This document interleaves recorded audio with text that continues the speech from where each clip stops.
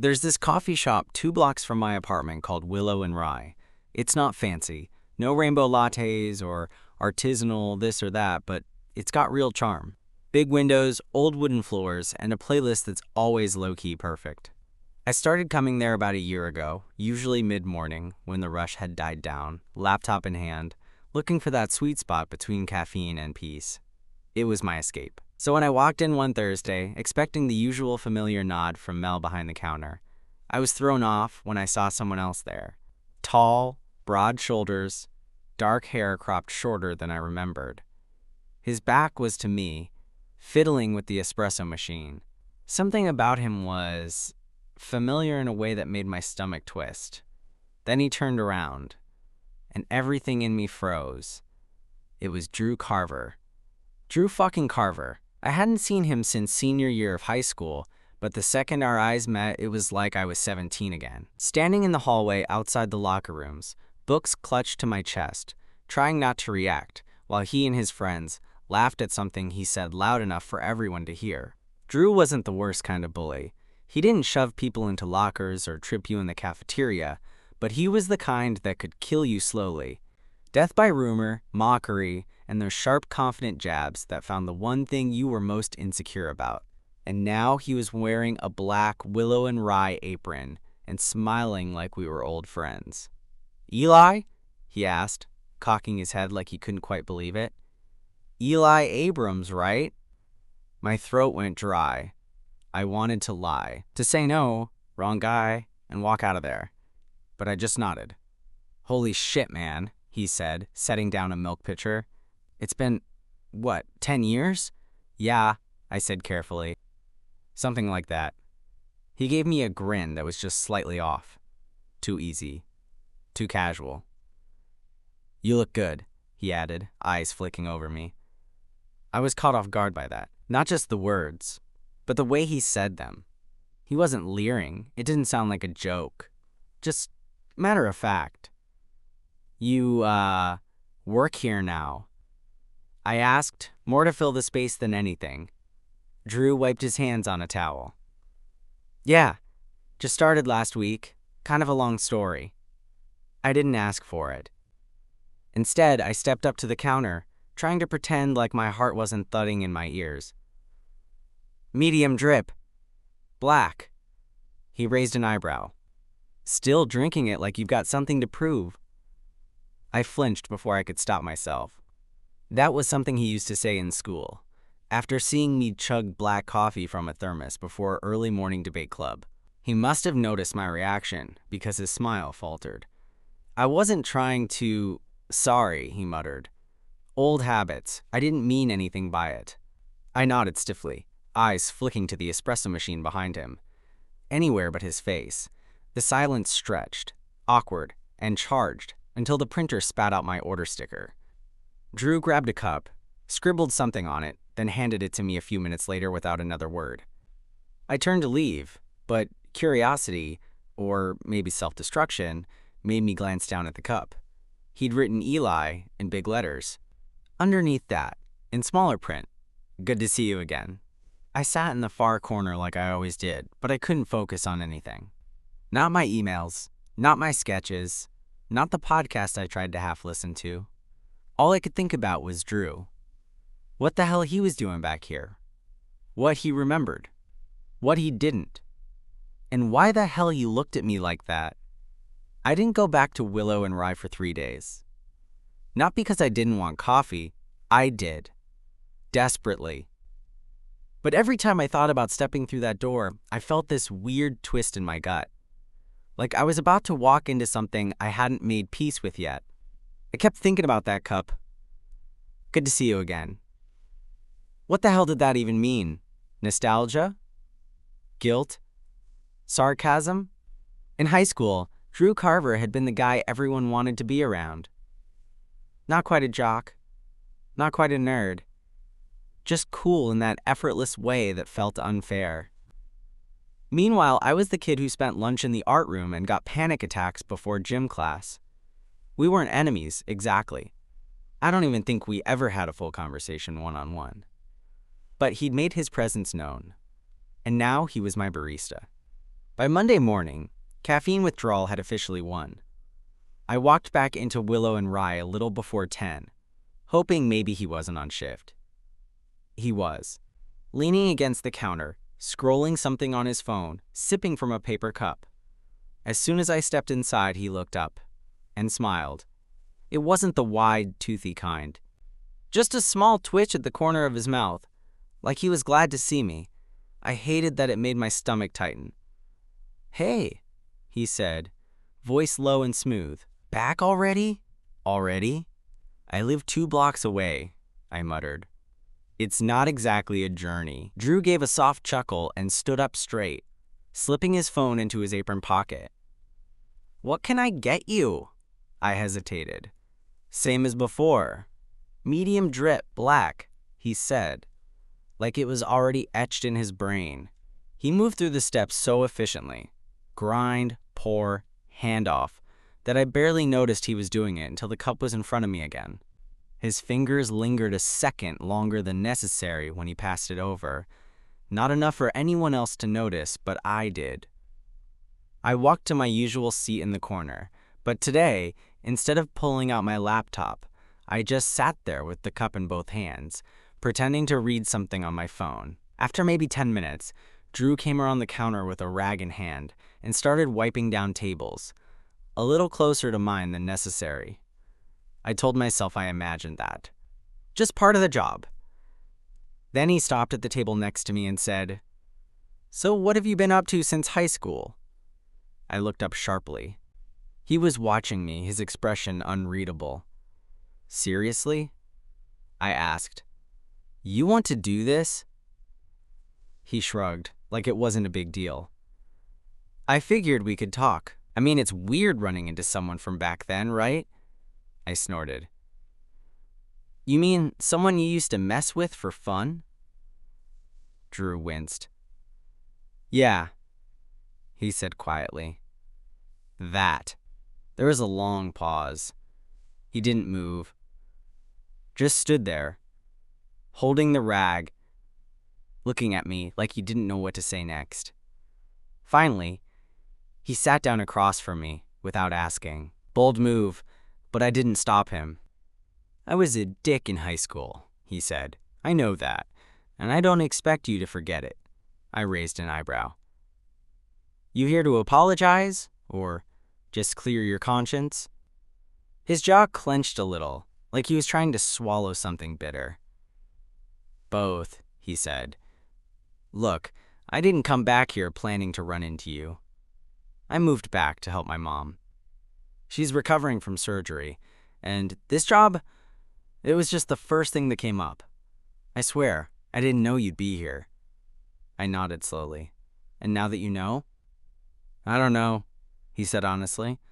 "I guess I was hoping we could talk. Maybe start over." The thing is, I could tell he meant it. That didn't mean I was ready to let him off the hook, but it made something shift in me. Something small. Something I didn't want to acknowledge yet. I stared down at my cup. The lid had a little doodle on it, a crooked smiley face. I hadn't noticed it before. "You always do this?" I asked. "Draw on cups?" Drew smiled, softer this time. "Only for regulars." I looked up at him. He didn't look like the guy who used to whisper gay jokes under his breath during chem class. He looked older. Tired, maybe. A little unsure of himself. "All right," I said finally. "We can talk. But I'm not promising anything." He nodded. "Fair." And then he stood up, leaving the rag on the table, and said, "I'm on break in 15, if you feel like walking." I didn't answer.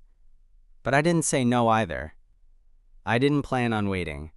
I had told myself that after I finished my coffee, I'd leave, go back to my apartment, put on some music, maybe actually get work done. But somehow, 15 minutes later, I was still sitting there. My cup was nearly empty. The same playlist was looping. And I was staring out the window like I wasn't counting the seconds. Then I heard the chime of the staff door opening, and there he was. Drew had changed out of his apron, now in a plain gray hoodie and jeans. He looked normal. Not intimidating. Not like the version of him that lived rent-free in my memory. Just a guy with stubble on his jaw and a too-tall walk, running a hand through his hair like he wasn't sure what came next. "You waited," he said, approaching. I shrugged, still finishing my coffee. He gave a slow smile like he saw through that but didn't want to call me out. "Want to walk?" he asked, jerking his chin toward the door. I stood up. "Sure." We walked side by side down the block, not saying anything at first. The air was cool, and leaves were scattered across the sidewalk. That soft in-between feeling, where summer's clinging but fall is already setting in. "So," I said after a minute, "let's hear it." Drew glanced at me. "Hear what?" "Whatever explanation you've been rehearsing since you saw me." He laughed, more nervous than amused. "That obvious?" "Little bit." He stopped at the corner, waiting for the light to change. "Look, I don't have a script. I remember who I was in high school. And I think about it more than I should." "That makes two of us," I muttered. He glanced over. "I deserve that." The light turned and we crossed. He didn't rush to explain himself, which weirdly made me listen harder. "I wasn't happy back then," he said eventually. "Not in some dramatic, pity-me way, just angry all the time. At everything. At myself, mostly." I didn't respond. My dad was strict. Not like yelling strict. More like nothing was ever good enough. Sports, grades, how I looked, how I walked. And being the guy who had to act perfect all the time. That shit catches up to you. He glanced at me again, like he was checking if I was still listening. "I think I saw something in you that I didn't know how to deal with. You were quiet, smart, you didn't care what anyone thought. I hated that. Because I cared too much. That stopped me in my tracks." I turned to him. "You hated me because I didn't care what people thought?" I asked. He exhaled. "Yeah, because I was terrified of people figuring me out." My chest went tight. Figuring what out? Drew hesitated, and I saw it. The way his mouth opened like he was about to say something, then closed again. His jaw tightened. He looked away. "Doesn't matter," he said. I studied him. "You're not straight." It wasn't a question, and he didn't deny it. "I didn't know what the hell I was," he said quietly. "But yeah, looking back, it was obvious." "Is that supposed to make it better?" I asked. Not angry, just tired. Because trust me, I've heard the secretly gay bully story before. It doesn't exactly undo 4 years of shit. "I know," he said. "I'm not asking you to forgive me. I'm trying to be a better version of whoever that guy was." We kept walking. "I used to be scared of running into people from high school," I admitted. Like I'd walk into a bar or a grocery store, and suddenly someone would remind me who I used to be. How small I felt. Drew was quiet, listening, but I never imagined it'd be you. "Yeah," he said. "Me neither." We ended up at a bench near a little park. I sat first, mostly out of habit. Drew sat a foot away, elbows on his knees. "I always remembered you," he said after a beat. "Even before I saw you at the shop. You stuck with me." I looked at him, unsure what that meant. "Why?" "Because I always knew I fucked up with you the most." That sat heavy between us. "I don't know what this is," I said. "Us talking like this. What you want out of it." He leaned back, eyes on the cloudy sky. "Maybe I don't either," he said. "Maybe I just missed the chance to know you before, and I'm hoping it's not too late now." I didn't answer him right away, mostly because I didn't know how. What do you say when the guy who used to make your life hell is suddenly sitting next to you, talking about regret like it's a shared memory? And maybe more than that, what do you say when your heart isn't just angry anymore? "I missed the chance to know you before," Drew had said, and it sounded honest. Like he'd been thinking about it for a while, like it kept him up some nights. We sat there in silence for a few minutes, just listening to the occasional breeze shake the branches overhead. He didn't push. That surprised me. The Drew I remembered wouldn't have been able to stand silence. He'd have filled it with jokes, jabs, whatever made him feel like he was in control. This Drew sat still, let the silence be awkward, maybe because he knew he didn't deserve comfort yet. Finally, I spoke. High school me would have hated that we're having this conversation. Drew huffed out a short laugh. Yeah, I think high school me would have hated that I'm the one who started it. I used to fantasize about this, I said. Not this exactly, but you showing up out of nowhere and having to answer for everything. He looked over, quiet. And in those fantasies, I'd tell you to go fuck yourself and then walk away like a badass. He smiled faintly. Why didn't you? I shrugged. I guess I got curious. He nodded, like that answer made sense to him. Can I ask you something? He said after a moment. I glanced at him warily. Depends what it is. He scratched the back of his neck, eyes fixed on the sidewalk. Were you out back then? No, I said quickly. Not really. A few friends knew, but mostly no. And now? Now I am. He nodded again. I could tell he had a follow-up, but he bit it back. You? He hesitated. I didn't start telling anyone until college. And even then, only a few people. Took me a while. I could hear the weight in those words. What about now? I asked. Drew took a breath. Now, I'm trying. Still feels weird sometimes. Still feels like something I don't quite know how to be. That hit something in me. You know what's weird? I said. When I was younger, I used to watch you. Like, from a distance. His eyebrows lifted slightly. Not like that, I added quickly. You were so confident.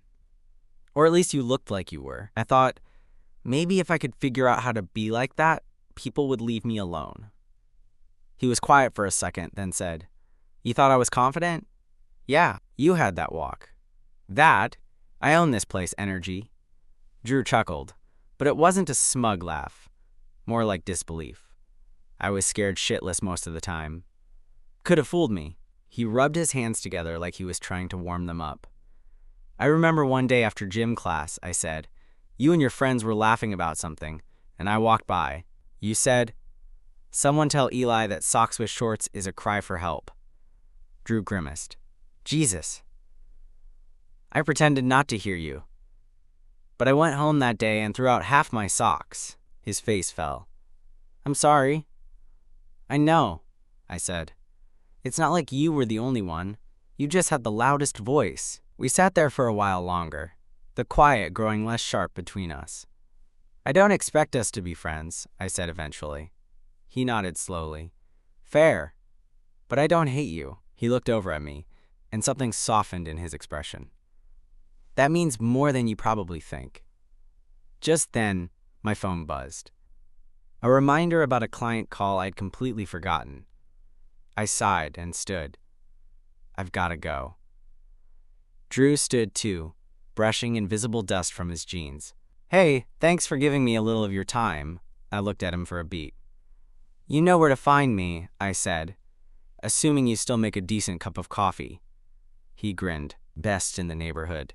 I started to walk away, but then paused. Next time, I said over my shoulder, don't draw smiley faces on my cup. It's weird. He laughed. Got it.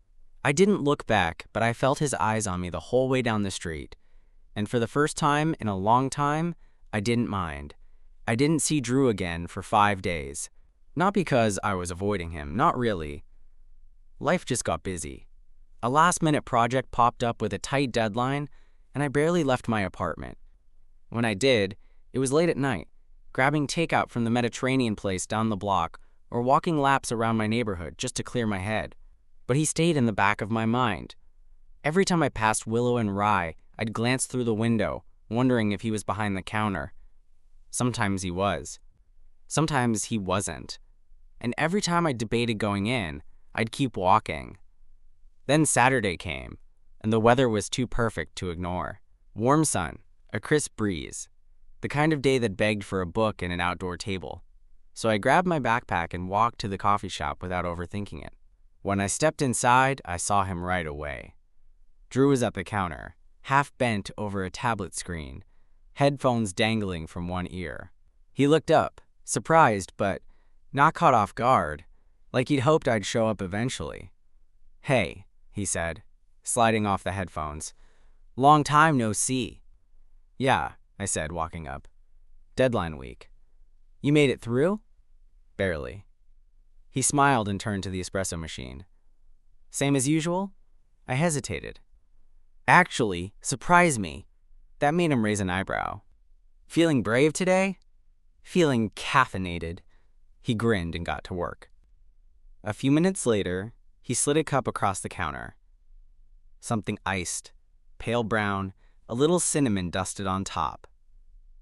"What's this?" "My personal favorite. Oat milk shaken espresso with a shot of vanilla and cinnamon." "Don't knock it till you try it." I took a sip and blinked. "Okay, wow." He looked pleased. "Told you." I found a table outside in the sun, and a few minutes later, Drew stepped out with his own drink and dropped into the chair across from me. He still wore the apron, but he'd pushed his sleeves up, revealing a small tattoo on his forearm. A compass rose. "New ink?" I asked. He glanced down. "Got it a few months ago. Something about direction, finding your way, whatever." I nodded, letting the meaning sink in. "You always wanted to be a barista?" I asked, teasing just a little. He smirked. "Definitely not. I was supposed to go into physical therapy, got halfway through my degree, burned out, dropped out." I raised my eyebrows. "Didn't expect that." "Yeah, neither did my parents." I took another sip of the drink. It was weirdly perfect. Sweet, bold, a little spicy. "What about you?" he asked. "Did you always want to do graphic design?" "I used to think I'd be a cartoonist, like for newspapers." Drew laughed. "That's a specific dream." "Yeah. I used to draw these terrible comic strips. They were mostly about talking houseplants." He snorted. I'd read that. The conversation was easy, more than I expected. Every now and then, I'd catch him looking at me a little too long, like he was still trying to figure out how we'd gone from what we were to this, or maybe just how much damage was still sitting between us unspoken. Eventually, I leaned back in my chair and looked over at him.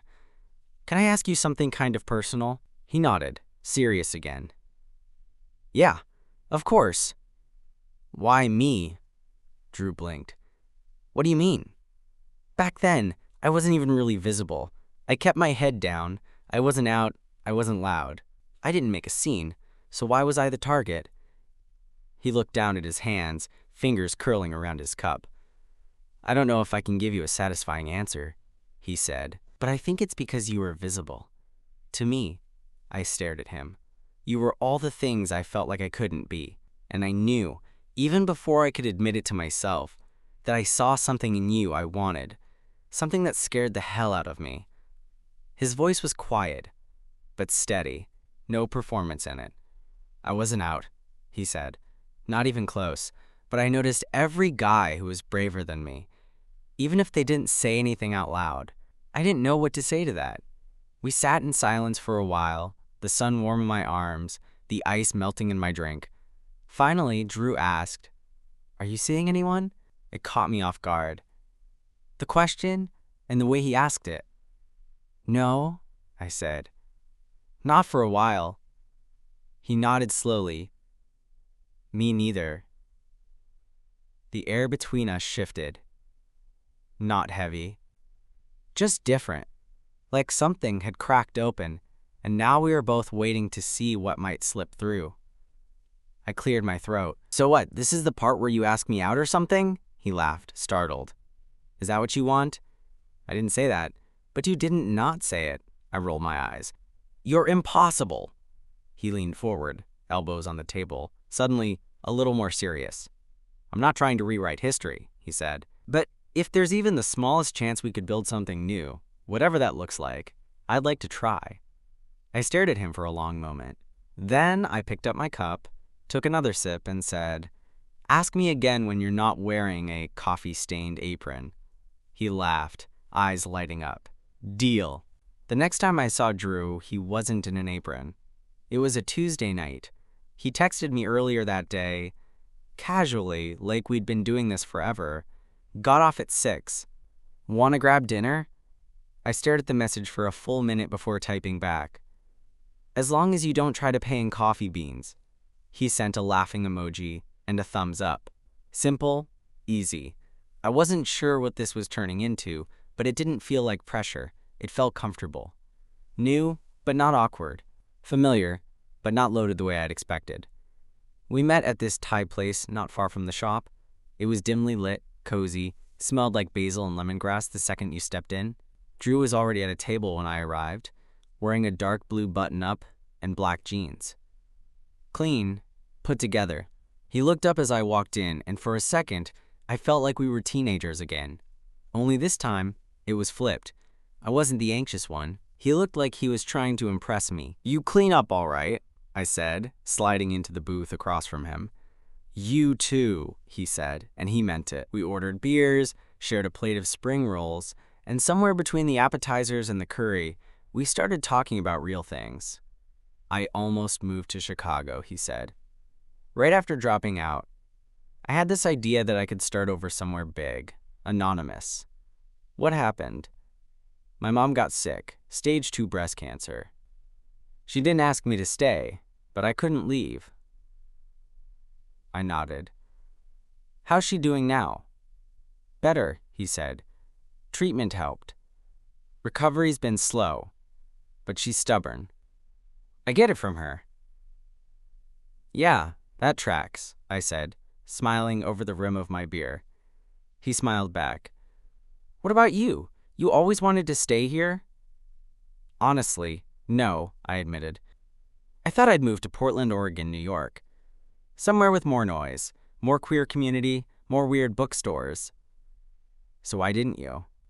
"I don't know," I said, stirring my rice. The city felt manageable, safe. And when you've spent most of your life trying not to take up space, sometimes manageable feels like enough. Drew's expression changed. Not pity, but something softer. Like he understood. "I used to think you had it all figured out," he said. "Back then, you seemed like you didn't need anyone's approval." "That's because I gave up trying to earn it." He leaned back in his seat. "Yeah, that's the part one admired. Even when I was being an asshole." I didn't look away this time. "You were an asshole." "I know, but," I said slowly, "you're different now." We finished our drinks and paid the bill. Outside, the air had cooled, streetlights flickering overhead as we started walking down the block. I shoved my hands in my jacket pockets. So, was this a date? Drew looked over at me. I was hoping it could be. I didn't say it wasn't. We stopped at the corner where our paths split. My place to the left, his to the right. Neither of us moved. "Do you want to come up?" I asked. His brows lifted just slightly. "To your place?" "Just for a bit," I added quickly. "We don't have to do anything. I don't want the night to end yet." He smiled, hands in his pockets now too, mirroring me. "Then yeah," he said. "I'd like that." We walked the last block in a quiet that wasn't uncomfortable, just full. I let us in, climbed the stairs to my apartment, and as soon as the door shut behind us, it hit me how surreal this all was. Drew Carver, in my hallway. Drew Carver, standing in my living room, looking around like he was trying to memorize the space. "This is nice," he said. "Feels like you." I shrugged. "It's just a rental." He turned to face me. "Still, I like it." I watched him for a second, unsure of what to do next. Then I walked to the couch and sat. He followed, sitting beside me, not too close, giving me space to decide. "Can I ask something?" He said, "Sure, that day in high school, you know the one, when I said all that shit in the hallway. Did you hear me? I heard every word I said, and then I skipped my next class and sat in the library pretending to read while trying not to cry." He looked down at his hands. "I never forgot the look on your face," he said. "You didn't even say anything back. That was the worst part. You just took it, and I hated myself for it. You didn't show it. I couldn't. I didn't know how." Silence stretched between us again. Not sharp, just honest. Then he said, "I think about that moment a lot. About what I'd say to you if I had a do-over." I turned toward him, our knees nearly touching. "All right," I said. "Let's say this is your do-over. What would you say now?" Drew looked at me. Really looked, like he was weighing every word. "I'd say I saw you. I noticed you. And instead of being brave, I tried to make you smaller so I didn't have to face what I was feeling." He shifted, just slightly closer. "I'd say I'm sorry. For real. For everything. And I'd say," he paused, breathing out slowly, "I'm still figuring all this out. But I'd really like to figure it out with you, if you'll let me." I didn't answer right away. Then I reached over, slid my hand over his, and said, "Okay." I didn't expect him to stay the night, but he did. It wasn't planned, and it wasn't like that. No closeness, no rushing into something we hadn't figured out yet. Just two people with too much history and something new starting between them, curled up on the couch, half asleep with a rerun playing in the background, and the glow of the streetlights painting the room in soft gold. Somewhere around midnight, I got up to brush my teeth. When I came back, Drew was still on the couch, one arm flung over his face, breathing slow and even. I stood there for a second, just watching him, and for the first time since he'd walked back into my life, he didn't feel like some ghost from my past. He felt real, present. I grabbed a blanket, threw it over both of us, and sat down beside him. He stirred slightly, turned onto his side, and without fully waking up, reached for me, hand resting lightly against my waist, like it was muscle memory. And then he whispered something I didn't expect to hear. Eli. Just my name.